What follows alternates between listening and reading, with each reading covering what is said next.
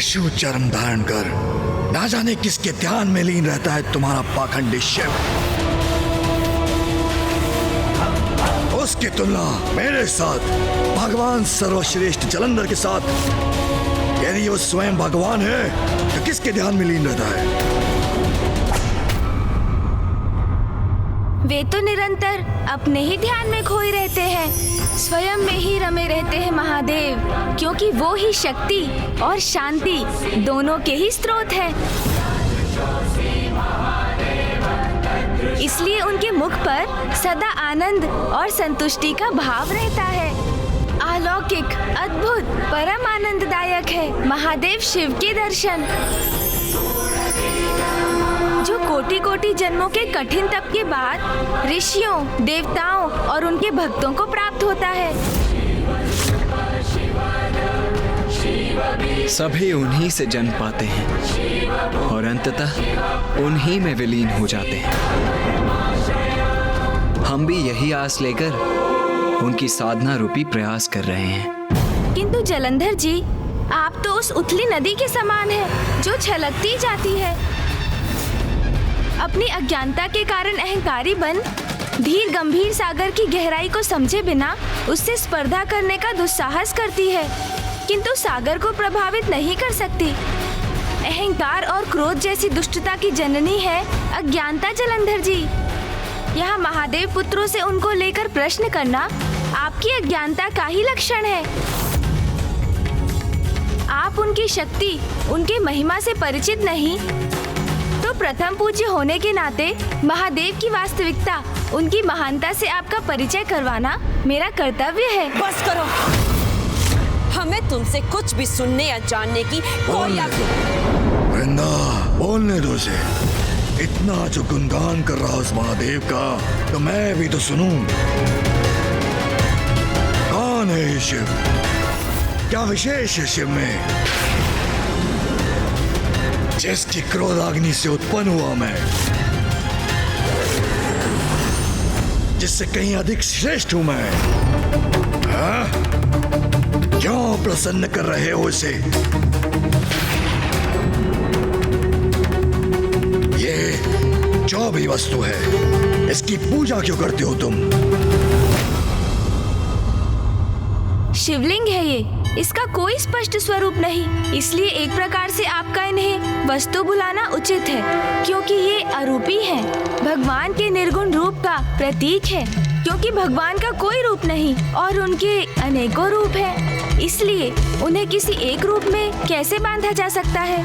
किंतु ध्यान से देखने पर एक स्पष्ट आकार, एक रूप भी दिखाई देता है, अर्थात ये एक रूपी भी है, भगवान के सगुण रूप का प्रतीक है, जो उचित भी है, क्योंकि सर्वव्यापी भगवान का वास तो सभी चर अचर जीवों में है, तो इस रूप में क्यों नहीं?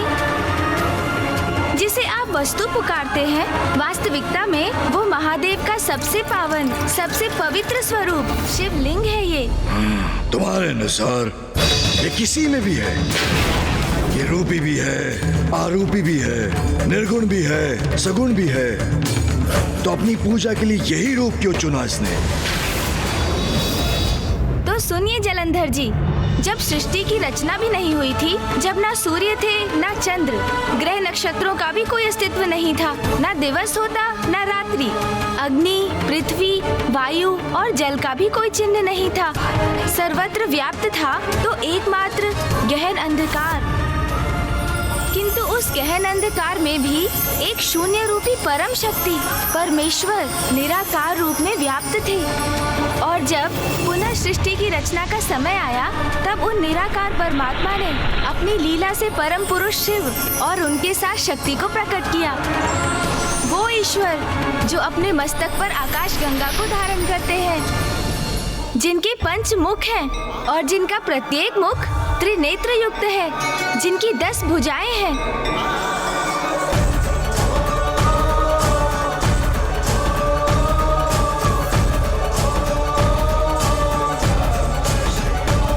जो त्रिशूलधारी है, उनके श्री अंगों की प्रभा कर्पूर समान श्वेत गौर है, उन्हीं परम पुरुष ईश्वर जगत में शिव, शंभु, महेश्वर और महादेव रूप में विख्यात हैं। और माँ आदि शक्ति अष्टभुजाधारी है। सर्वभूतेषु शक्तिरूपेण संस्थिता। नाना प्रकार के आभूषण उनके श्री अंगों को सुशोभित करते हैं।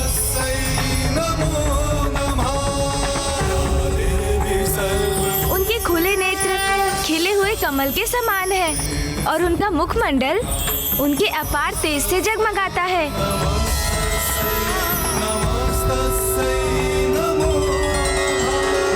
जगत पिता महादेव, माता आदि शक्ति, पिताश्री और माँ, आपको हमारा नमन।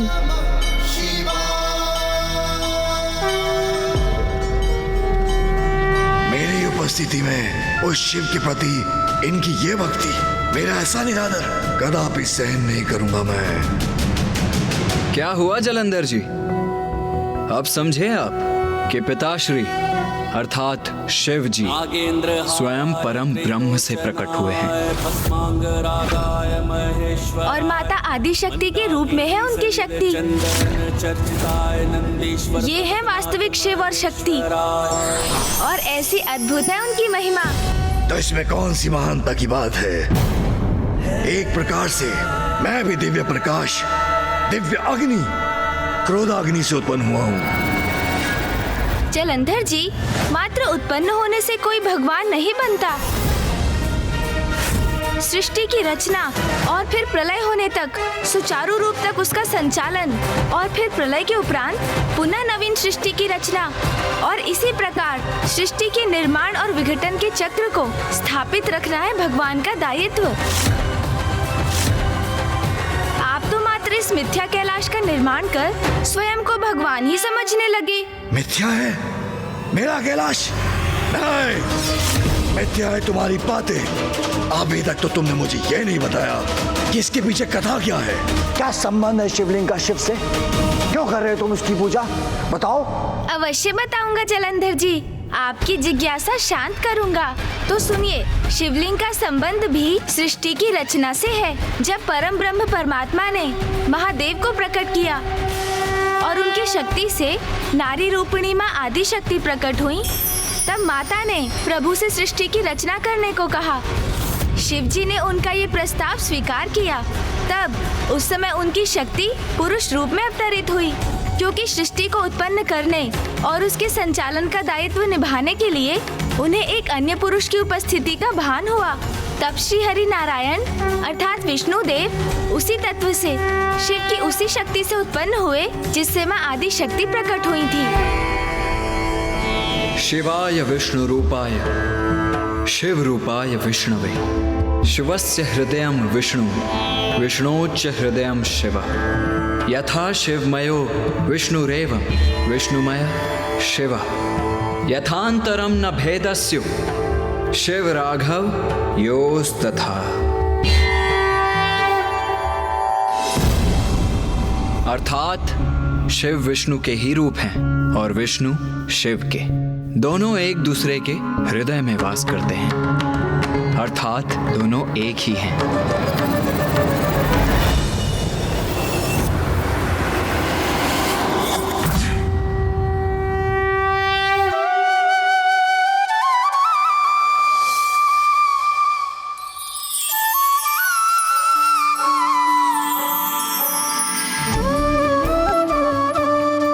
विष्णुदेव, अब आप तप में लीन हो जाइए, क्योंकि तप ही समस्त कार्यों को पूर्ण करने का साधन है। अपने तप के प्रभाव से ही आप उनसे भेंट करेंगे जो आपको आपके सभी कर्तव्यों और दायित्वों के पथ पर आगे बढ़ने के दिशा निर्देश देंगे।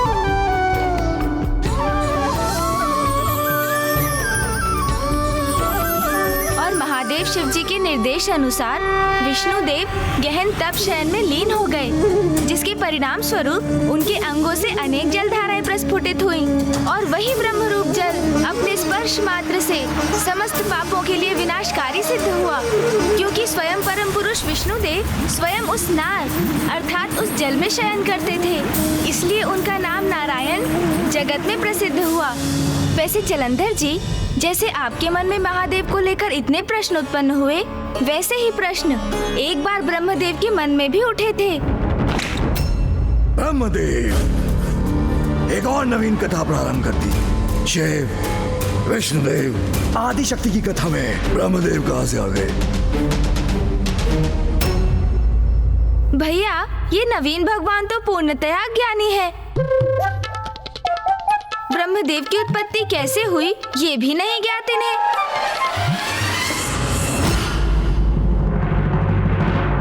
अज्ञानता के कलश को ज्ञान से भरना, भूले को मार्ग दिखाना, यही तो हमारा कर्तव्य है गणेश। उचित है भैया, जलंधर जी को ये ज्ञान भी दे देते हैं। मुझे ज्ञान का दान दोगे तुम? मात्र सहन कर रहा हूं तुम्हें, जिससे मुझे ज्ञात हो सके कि तुम्हारे मन में क्या है। अन्यथा अपनी एक हुंकार से ही तुम्हारा संहार कर देता। अरे, आप किस विचार में खो गए जलंधर जी? तो सुनिए, जब श्री हरि नारायण जल में शयन कर रहे थे, श्री हरि नारायण के ध्यान के फल स्वरूप महादेव की इच्छा से विष्णुदेव की नाभि कमल से ब्रह्मदेव को साथ लिए एक दिव्य कमल प्रकट हुआ। और जब ब्रह्मदेव ने अपने नेत्र खोले तो उन्होंने स्वयं को नितांत एकांत में पाया। तब उनके मन में अनेकों प्रश्न थे, किंतु उनका उत्तर देने वाला कोई नहीं दिखाई दिया उन्हें। मैं कौन हूँ? मैं कहाँ से उत्पन्न हुआ हूँ? क्या कार्य है मेरा? ब्रह्मदेव अपने अंतर्मन में उत्पन्न हुए इन प्रश्नों से जूझ रहे थे। उनका उत्तर पाने के लिए, ये ज्ञात करने के लिए कि उनके सिवाय भी इस समस्त संसार में किसी और का अस्तित्व है भी अथवा नहीं, तब उन्होंने उस दिव्य कमल से नीचे आने का निर्णय लिया। और नीचे आने पर उनके समक्ष थे नारायण। नारायण हूं मैं।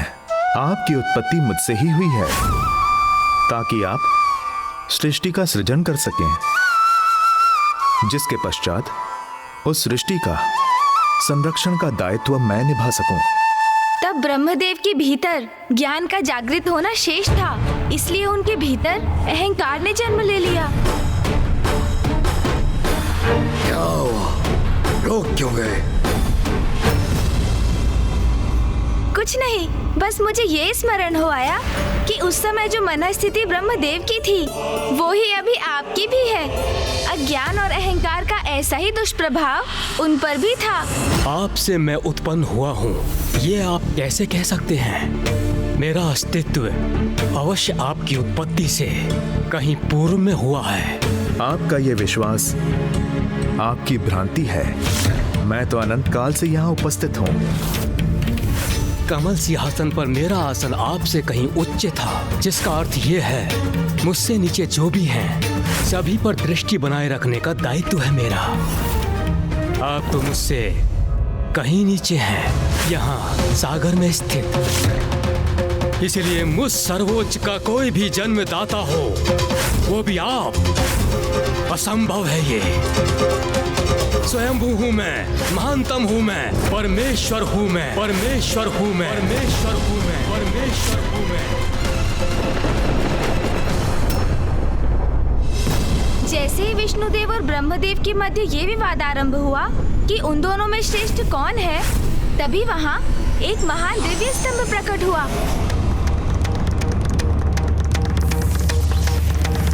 आप दोनों में महान कौन है, इसका निर्णय करने के लिए आप दोनों को इस अग्नि स्तंभ का और छोर ज्ञात करना होगा। जो सर्वप्रथम इसमें सफल होगा वही श्रेष्ठतम कहलाएगा। उचित है, उचित है।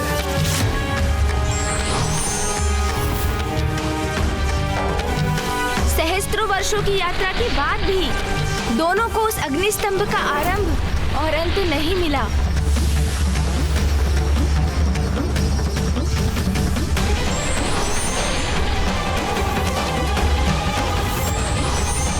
दोनों निराश होकर लौटने पर विवश हो गए और अचंभित होकर उस अग्निस्तंभ के विषय में विचार करने लगे। क्षमा कीजिए महाप्रभु, मैं इस अग्निस्तंभ के ओर छोर को ढूंढने में असमर्थ रहा। अहंकारवश स्वयं को सर्वश्रेष्ठ समझने की मेरी इस भूल को क्षमा कीजिए। विष्णुदेव ने अपनी असफलता स्वीकार की, किंतु ब्रह्मदेव। नारायण ने अपनी पराजय स्वीकार कर ली, किंतु मैं ऐसा नहीं करूंगा। मैंने स्तंभ का और छोर ढूंढ लिया है। ब्रह्मदेव, आप सत्य कह रहे हैं ना? आप मुझसे प्रश्न करने वाले होते कौन हैं? जो मैं कहता हूँ सत्य ही होता है।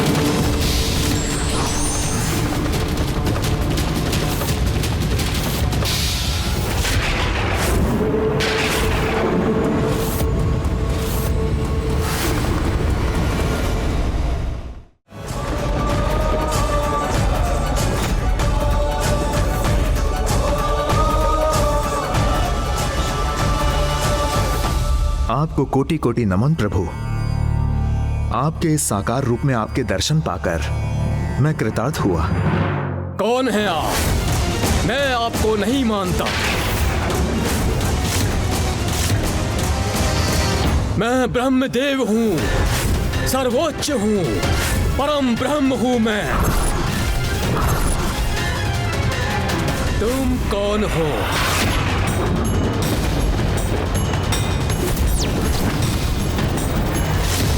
ब्रह्मदेव का अहंकार अपने चरम पर था। उनके मिथ्या वचन और अहंकार से महादेव क्रोधित होने लगे और तब क्रोधवश महादेव ने ब्रह्मदेव को उनके अहंकार का दंड देने के लिए काल भैरव को प्रकट किया।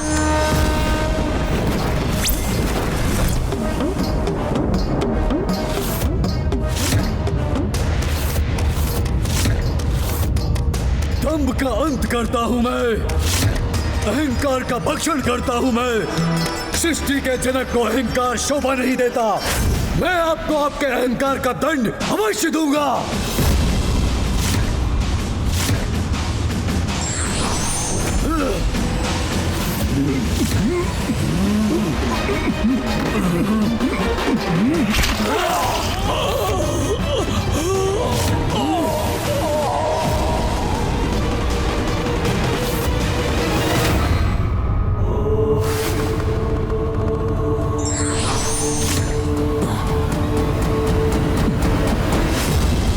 क्षमा प्रभु, मुझे क्षमा कीजिए। मैं अहंकारी हो गया था प्रभु।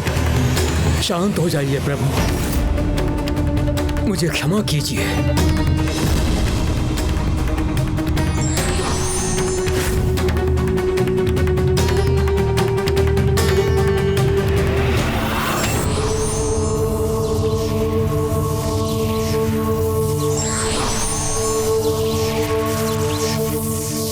विष्णुदेव और ब्रह्मदेव को उस दिव्य अग्नि स्तंभ में ओम के दर्शन हुए और ओम का नाद भी सुनाई दिया।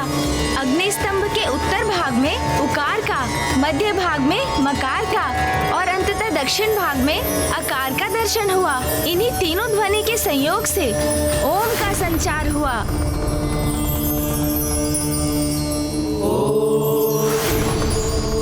मुझे ज्ञात हो गया प्रभु, आप ही हमारे जनक हैं।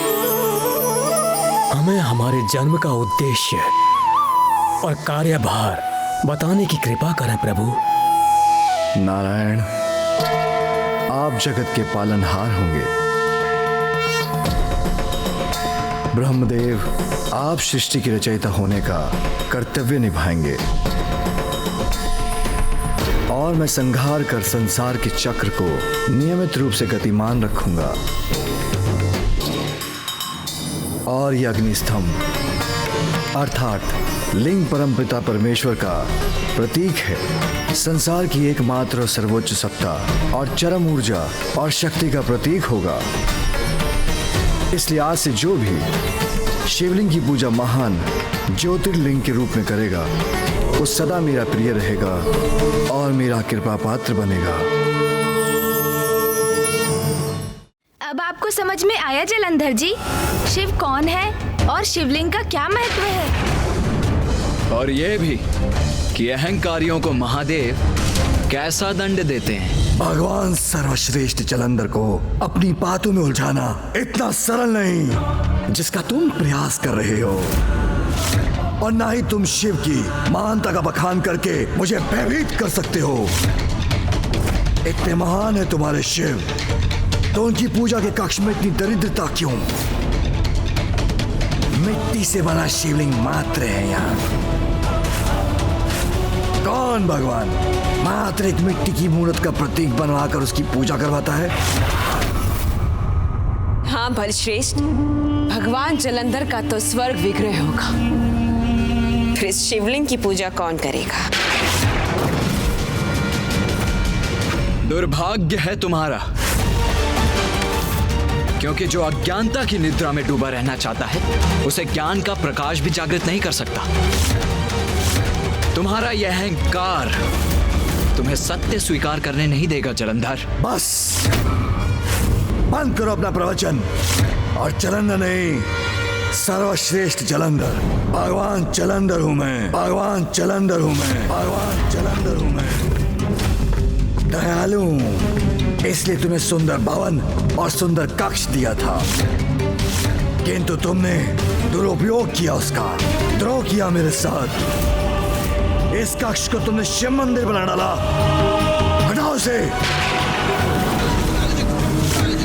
मैंने कहा हटाओ इसे, अन्यथा इसे अपने पांव से मसल कर रख दूंगा।